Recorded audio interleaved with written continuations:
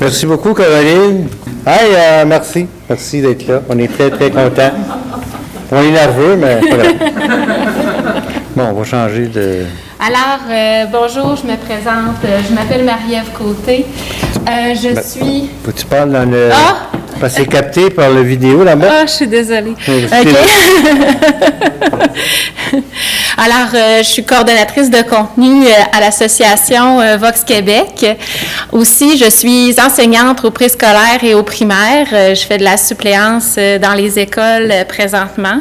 Je suis également patiente partenaire à l'Université Laval, ainsi que formatrice à la QRP et chargée de projet au GPSSM, qui est le groupe provincial de la lutte à la stigmatisation en santé mentale.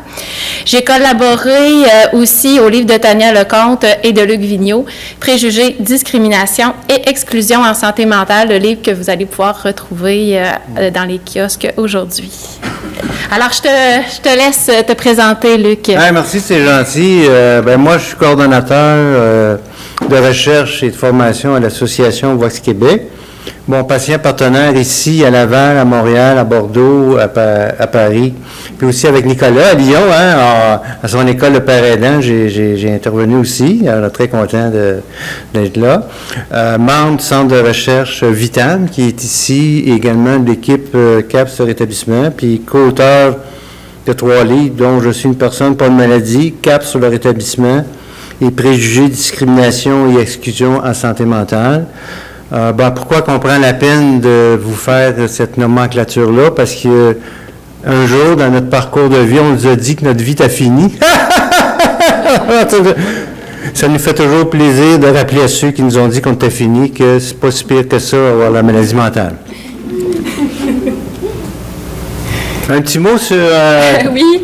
Sur Vox. Alors, Vox Québec, en bref, bien, la mission, regrouper en Association nationale des personnes vivant ou ayant vécu un trouble mental, les consulter et les représenter, afin de promouvoir et défendre leurs intérêts. Alors, le but, informer, former, favoriser la participation, représenter, sensibiliser le public, transmettre la promotion du rétablissement et du pouvoir d'agir et effectuer des recherches, des études et des consultations. Voilà. Puis il y a un kiosque qui vont pouvoir répondre à vos questions. Vas-y, Jeanne. Oui. Moi, je voulais vous dire que des gens qui ont des troubles mentaux, 20% de la population québécoise, c'est 1 sur 5. Et j'ai demandé à mes amis à l'international de nous le dire dans leur propre langue. Vous, c'est combien de gens qui ont des troubles mentaux? C'est pareil! Mais, donc, on voit peu importe dans quel pays on se trouve. Donc, ça veut dire qu'ici, même à l'université, on peut dire qu'il y a au moins 20% des gens qui ont des troubles mentaux. En période d'examen, ça monte à 60-70, mais... donc, ça vous dit qu'on n'est pas tout seul. Si vous vivez ça, vous n'êtes pas tout seul. Il y a beaucoup de gens qui vivent des troubles mentaux. Donc, l'effet de la stigmatisation, les spécialistes vont venir vous en parler plus tard, mais d'abord, ce qui est important de dire, c'est que 2 tiers des personnes qui ont un trouble mental refusent d'aller chercher de l'aide de peur d'être étiqueté malade mental. Alors, c'est énorme. Ça a quasiment pas de bon sens de dire qu'il y a seulement 33% des gens qui acceptent d'aller chercher de l'aide. Donc, ça amène beaucoup de difficultés. Parmi la stigmatisation, je regarde des fois dans...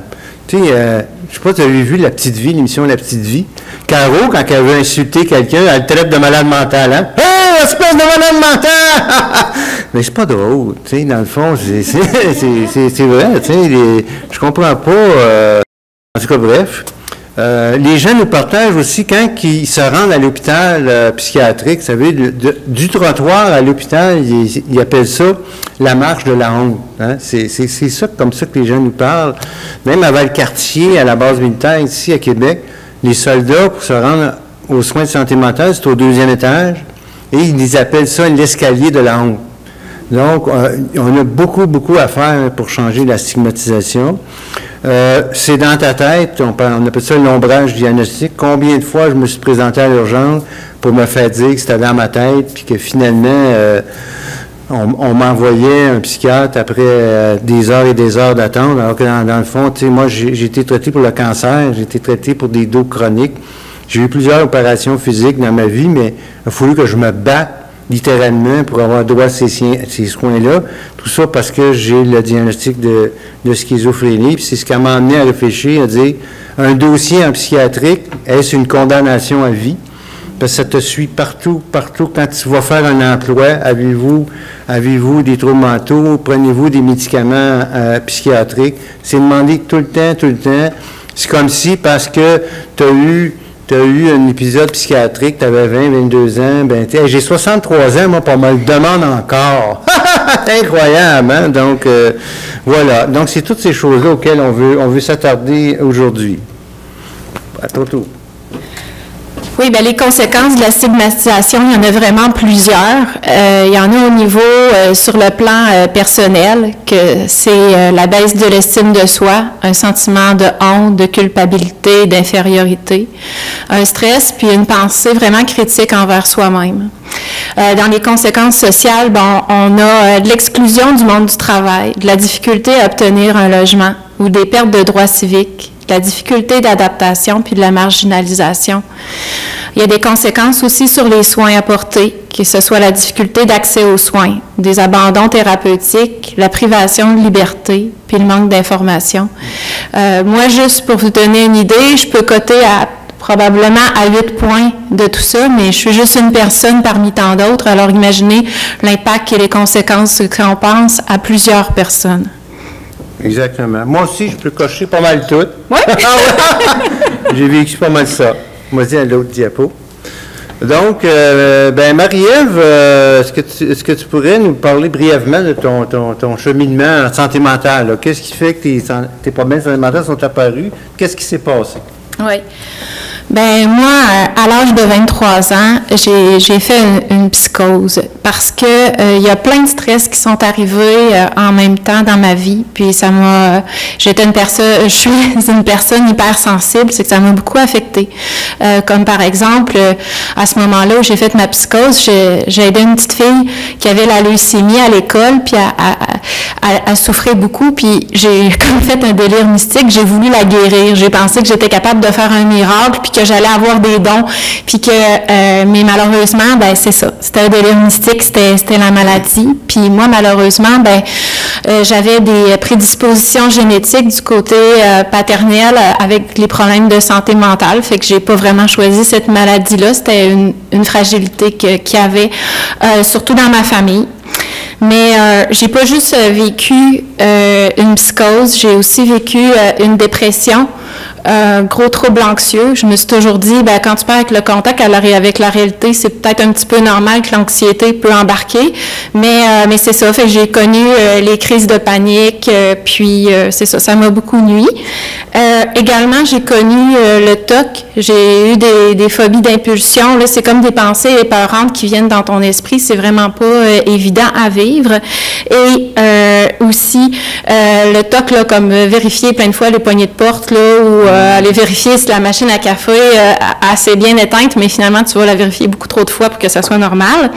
Mais finalement, ils m'ont donné aussi le diagnostic du trouble bipolaire de type 1. Fait que ça faisait une belle palette.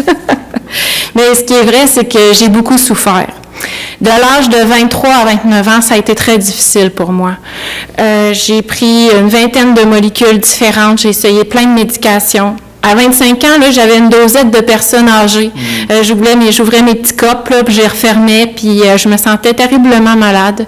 J'ai vécu des hospitalisations, malheureusement, à la salle d'isolement, l'hôpital de jour, voir plein de spécialistes, des arrêts de travail prolongés, puis faire des activités quotidiennes je trouvais ça lourd, comme aller prendre des marches ou aller conduire ma voiture. Pour moi, ça devenait difficile. Fait que j'ai perdu à ce moment-là beaucoup d'autonomie puis d'indépendance. J'ai perdu ma confiance, mon estime puis mon amour pour moi-même. J'ai perdu des occasions de déployer mes talents. Puis j'ai perdu aussi des opportunités de m'épanouir dans ma vie, que ce soit des occasions de voyage, que ce soit des occasions d'aller dans des bons restos ou de spectacles ou tout ce qui aurait pu arriver dans ma vingtaine finalement. Puis pendant que mes amis, ben, eux autres, ils déployaient leurs ailes, ben moi, je voulais juste guérir. Mais, puis ça me tentait pas trop d'être étiquetée dans la place des fous, dans la classe des fous, parce qu'au fond de moi, je me sentais pas folle, je me sentais malade. Donc, aujourd'hui, la bonne nouvelle, c'est que j'ai une vie satisfaisante, j'ai une vie normale, j'ai une vie heureuse. Aujourd'hui, j'ai un conjoint depuis 8 ans, j'ai un beau petit garçon de 5 ans en pleine santé qui va bien, une maison, un travail à temps plein, des amis, une famille, bref, tout ce qu'on veut dans la vie. Mais pour moi, ça n'a rien de banal de où j'arrive. Donc, Luc, c'est à ton tour. Parle-moi de ton cheminement en lien avec la santé mentale. Mon Dieu, moi, ben, on pourrait remplacer le mot bipolaire par schizophrénie. Tout le reste, c'est pareil. Dans le sens, ben moi, c'est ça. Moi, j'ai commencé à avoir des hallucinations jeunes, à jeun, c'est pourtant de le dire, où j'entendais des choses, je voyais des ombrages, je me sentais persécuté. Donc, je trouvais ça extrêmement difficile, mais également, moi, dans mon délire, moi, c'était pas de guérir le monde, moi, c'était de tuer du monde. Je ris parce que c'est tellement dramatique, c'est pas drôle, parce qu'en même temps, tu sais, t'es tiraillé. J'avais quand même une éducation pas pire qui me disait, ben, c'est pas bien de tuer du monde, là, tu sais. Donc, non, sérieusement, là, ça me perturbait, mais le grand maître de l'univers qui avait pris possession de mon cerveau me demandait des choses comme ça. Donc, c'était pénible, c'était horrible. Fait que j'ai connu l'hospitalisation forcée. Je suis arrivé là. J'ai connu les fameux codes blancs où on court après, on te saute dessus sans t'expliquer quoi que ce soit. Puis me faire agripper violemment, que j'en suis ressorti qu'un traumatisme que je garde toute ma vie. Tu sais, moi, je vais chercher de l'aide, puis la réponse qu'on m'a donnée, c'est une agression. Donc, c'est... Puis, tu sais, le pire, des fois, je fais ce témoignage-là dans d'autres hôpitaux psychiatriques, puis j'entends à l'occasion quelqu'un me dire « Vous l'avez mérité ». Comme si quelqu'un pouvait mériter de se faire agresser. C'est incroyable, hein? Alors, imaginez les soignants qui pensent comme ça. Donc, voilà. Bon, après ça, bon, j'ai eu la perte de mon droit d'autorité parentale, ce qui est tout à fait horrible. Tu n'as plus le droit d'aller chercher des enfants à l'école. Tu n'as plus le droit de signer leur bulletin. Bref, Dieu merci, je l'ai retrouvé, mais quand ça t'arrive, c'est énorme. Puis à chaque fois, tu sais, quand je me retrouvais, bon, en emploi, c'était extrêmement difficile. Bref, puis à chaque fois, je me disais, tout ça parce que je suis malade. C'est ça, okay, comme toi, là, tu sais. Tout ça, pourquoi que ça m'arrive? Juste parce que je suis malade. C'est pas juste. Tu sais, je trouvais ça tellement injuste, tellement difficile, tellement souffrant. Puis, tu sais, puis quand on essaie on parlait de droits tantôt, quand on essaie de revendiquer nos droits, ben, on se fait répondre que c'est un symptôme de la maladie. Pas drôle, là! Hein? Ah! Donc, si c'est un symptôme de la maladie, revendiquer des droits, ben, on va augmenter la prescription. Fait qu'on me donnait encore plus de pilules. Fait que, tu sais, j'ai connu, là, être gelé comme une balle, là, ça n'avait pas de sens. Pas de son, pas d'image. Tantôt, on parlait avec Mireille les relations intimes. Ben, oublie ça, avoir une vie sexuelle quand tu es médicamenté jusqu'au trou de nez, c'est impossible. Là, ça se peut pas, là, tu sais. Donc, c'était... Ben, heureusement, ben, moi aussi, j'ai rencontré des gens extraordinaires, des gens qui ont une approche rétablissement, puis des gens qui ont dit « c'est assez », qui ont mis le pied à terre, puis qui le mettent encore. Pour te dire, les gens qui ont des maladies mentales ont le droit, eux aussi, à s'épanouir, ont le droit, eux aussi, à avoir une vie sexuelle, ils ont le droit de travailler, ils ont le droit d'être en couple, ils ont le droit d'avoir des enfants, etc.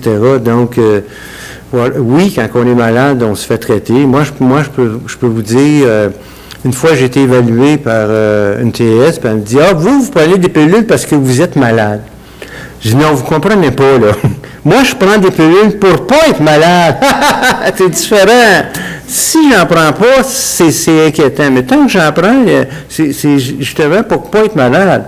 Puis il y a quelqu'un qui me faisait remarquer, ben, tu sais, les gens qui sont diabétiques, qui font de la pression, qui ont d'autres maladies, eux aussi prennent des pilules pour pas être malades, dans le fond. C'est ça, mais c'est ça. Donc, voilà,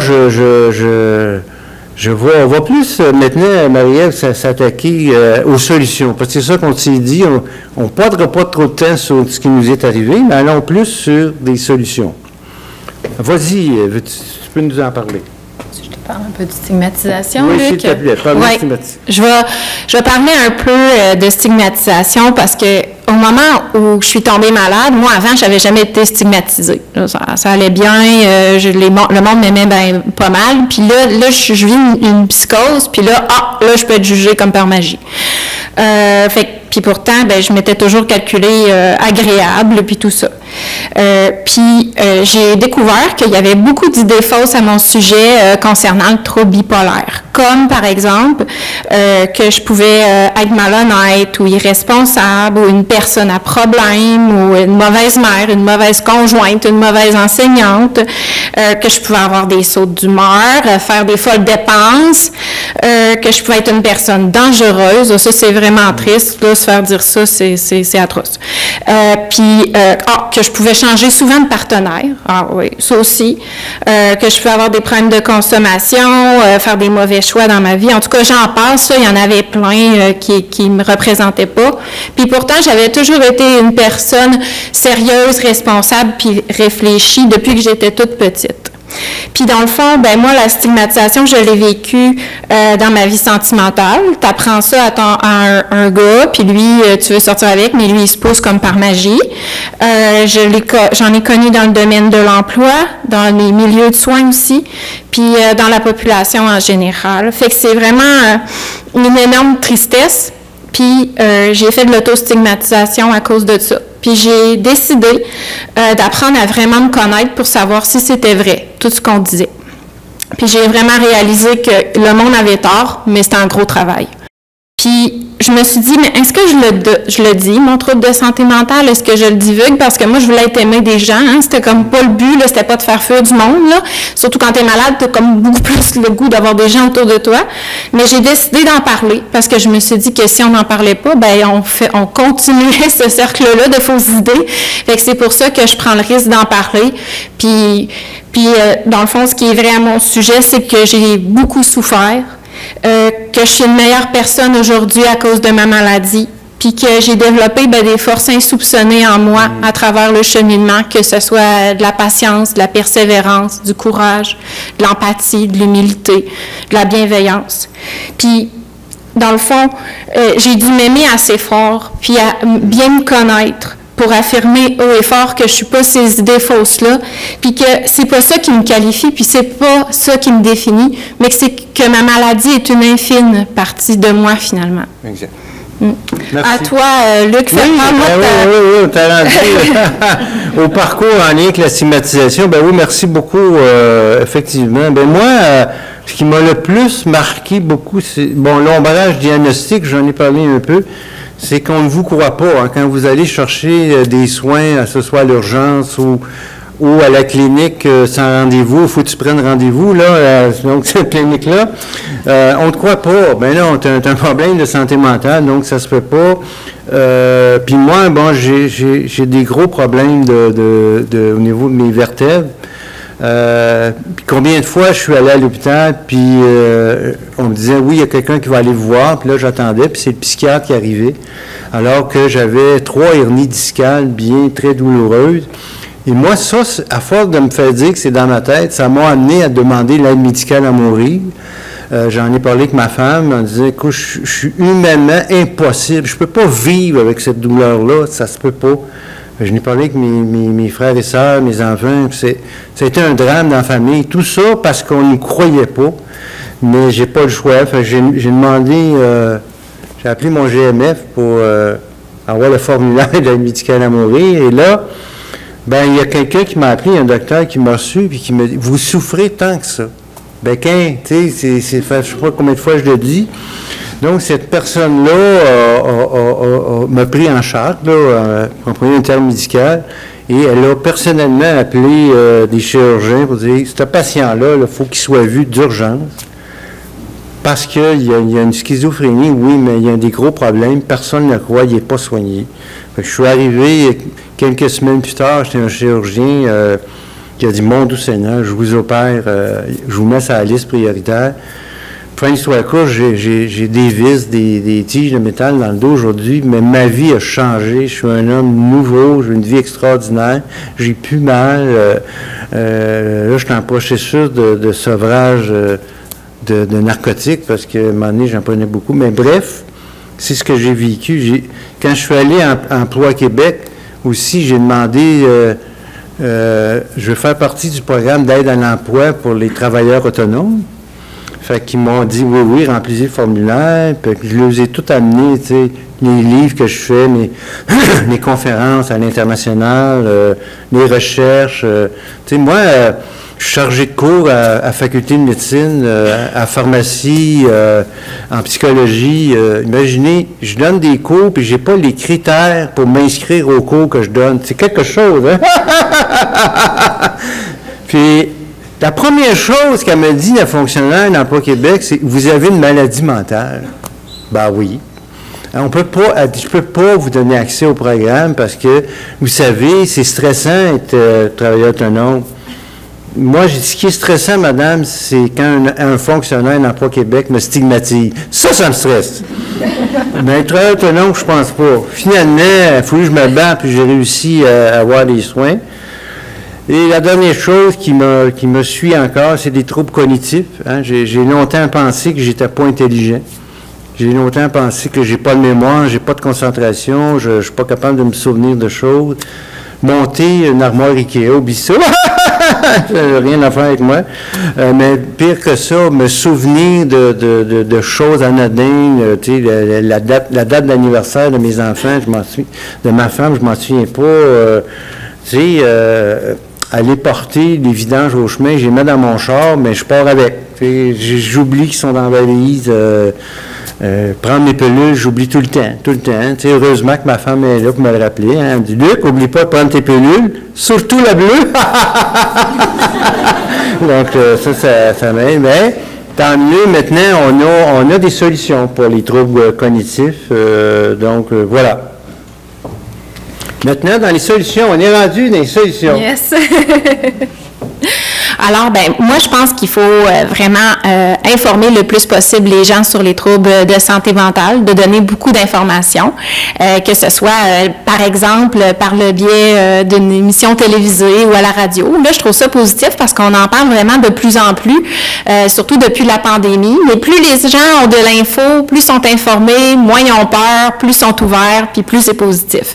Fait que ça serait une des suggestions que je vois. Toi, Luc, en as-tu des solutions? Oui, j'en ai certains. Des discours positifs envers les personnes pour éviter l'autostigmatisation. Parce qu'on entend quand ce soit dans les médias ou ailleurs, ou même à l'hôpital, qu'on n'est pas capable, qu'on ne pourra pas travailler. Tous ces discours-là, on les assimile. Donc, puis j'ai entendu dire que l'absence de discours négatifs, juste pour pas parler, c'est plus aidant que bien des choses. Donc, pour moi, c'est quand vous parlez de la santé mentale, oui, il y a des problèmes, mais il faut mettre des discours positifs pour que les gens entendent que le rétablissement est possible, que s'épanouir dans la vie, c'est possible. T'as-tu une autre idée, toi? J'en avais plein, là. Ouais. Voir des modèles positifs de rétablissement, des témoignages des gens qui se sont rétablis, qui vont bien, dans le fond, puis en écoutant l'histoire des gens, on se rend compte aussi souvent d'enfances difficiles de ces personnes-là ou des défis vraiment qui ont été difficiles à surmonter, puis on comprend un peu plus pourquoi la personne elle a vécu des choses aussi, qu'elle a eu un trouble de santé mentale. Souvent, c'est relié avec un peu un vécu. Alors, je trouve que ça serait, plus on en a, mieux c'est, comme les bibliothèques vivantes le font également. Exact. Luc, tu as d'autres idées? Oui. Miser sur les forces des gens. Qu'est-ce que ça veut dire, ça, miser? En fait, j'ai un ami, moi, qui a une maîtrise lui, il est professionnel de recherche, puis il analyse des données, puis il est schizophrène, là. Mais il est dans son monde, lui, il est plus dans son monde encore que moi. Puis l'employeur m'appelle, puis il a dit, ouais, tu sais, je veux pas stigmatiser. Tu voyais qu'il était ouvert. Puis, parce que moi, il travaillait pour moi dans une autre organisation. Puis elle dit, on a besoin de quelqu'un qui va travailler dans un cubicule, qui ne parlera pas à personne, puis qui va faire des analyses de... C'est votre homme! Il est assez content d'avoir un job qu'il n'a pas besoin de parler à personne. C'est vrai, c'est sa force. Puis il est allé travailler, c'était au CHUL, je crois. Et puis, il a fait une bonne job parce que lui interagir avec des camarades, il n'est pas capable, mais il a pu faire des analyses de données, là, une puis une autre. Puis, donc, c'est ça, viser sa force des gens. Oui. Voilà. Puis aussi, ben, je me dis, les cours d'empathie, ça serait chouette. Ça se donne en Australie, au Danemark. Puis je pense qu'au Danemark, c'est le 3e pays où ils sont les plus heureux au monde. Donc, peut-être qu'il y a peut-être des liens. Je sais pas. Puis, ben, c'est ça, montrer en jeune âge, parler de santé mentale, tu sais, vraiment l'ouverture d'esprit qu'on pourrait donner dans un cours, faire de la prévention en même temps. Je pense que ça serait bien. Puis, on pourrait avoir des discours vraiment, tu sais, quand on parle des enfants, bien, ça peut être dans un langage d'enfant, bien sûr, de parler de santé mentale. Au secondaire, ça pourrait venir avec des témoignages, puis tout ça, mais tu sais, vraiment d'inclure ça dans nos milieux scolaires. Je pense que ça pourrait être une bonne idée. Ben oui, puis finalement, les médias, j'appelle ça une responsabilité partagée, parce que j'ai demandé à quelqu'un que je connais bien, Karina Marceau, qui fait d'excellents reportages, entre autres, à Radio-Canada, TV5 et Télé-Québec. Bon. Et Karina, ce qu'elle me disait, c'est qu'elle, quand elle va chercher de l'information sur la maladie mentale, ben, elle va cogner à la porte de l'hôpital psychiatrique, puis elle demande, est-ce que les gens qui ont la schizophrénie sont dangereux? Puis qu'elle se fait répondre, oui! Oh oui, ils sont très, très, très dangereux. Mais elle dit ça dans son reportage, tu comprends? Mais c'est pas elle, c'est le message qu'on lui a donné. Moi, j'étais témoin une fois, j'étais là. Vous savez, quand un usager commet un acte violent, il faut faire un rapport à l'hôpital psychiatrique. Et puis, donc, Karina, elle demande, il y a combien d'actes violents ici? Puis le représentant de l'hôpital, il dit, tous les jours, il y a quelqu'un qui se fait agresser. Moi, je lève la main. Oui, mais il y a combien de formulaires? Il y en avait, je pense, 112. C'est pas tous les jours, ça, 112. Parce qu'il y a 361. Mais vous projetez l'image et ça. Donc, c'est une responsabilité partagée. Oui, les médias, il faut qu'ils arrêtent souvent de parler de la maladie mentale comme quelque chose d'épouvantable et qu'il n'y a rien à faire. Mais en même temps, nous, je dis nous, les gens qui travaillons dans le réseau de la santé, quand on se fait interviewer par un journaliste, il faut arrêter de transmettre cette stigmatisation-là aussi. On change de diapo. Oui, pour approfondir le sujet, petit plug en passant. Donc, ils vont être disponibles, mais tout ça pour vous dire que le dernier que j'ai écrit, Préjugés, discrimination ou exclusion en santé mentale, c'est important pour moi, puis pour on a Marie-Ève qui a participé, il y a Julie Tandy qui est ici, qui a participé. Il y a Nicolas Franck aussi qui est là. Moi, j'ai appelé des gens de cœur que j'aime. Puis, parce que vous savez, les recherches, il y a Merel qui est de Bordeaux ici, son collègue Kevin Marc a fait une revue de littérature. Ceux qui nous stigmatisent le plus, c'est nos soignants. C'est drôle à dire hein, dans la vie, pas parce qu'ils nous battent, loin de là, mais tu sais, quand on entend, vous ne pouvez pas travailler, vous ne pouvez pas avoir de vie amoureuse, etc., etc., donc c'est une forme de stigmatisation. Quand tu arrives à l'hôpital, les portes sont barrées alors que tu t'es présenté toi-même. Donc, j'ai demandé à des gens de nous parler de stigmatisation, mais surtout des solutions. Puis ça, il y en a une puis une autre qui ne coûte à rien. C'est ça qui est fantastique. Donc, voilà. Je vais prendre plus de temps pour parler de ce livre-là qui va faire partie des tirages tantôt. On tenait à remercier encore le comité organisateur puis remercier nos partenaires parce qu'on voit aujourd'hui un peu comme, vous savez, le MeToo, là, dans les agressions sexuelles, je sens le même vent en stigmatisation en santé mentale. Les gens disent c'est assez, puis je suis content que les gens se soient regroupés ensemble. Et en terminant, une petite citation. la première? Ben oui. Ce n'est pas tant la stigmatisation qui était insupportable, c'est d'en être victime. Et je te laisse la deuxième, Ben Luc, oui. pour terminer. Je vous dirais, prêtez l'oreille à ceux qui vivent de la stigmatisation. Vous trouverez des solutions qui leur conviennent à eux. C'est ça. Ben merci. Merci. Voilà.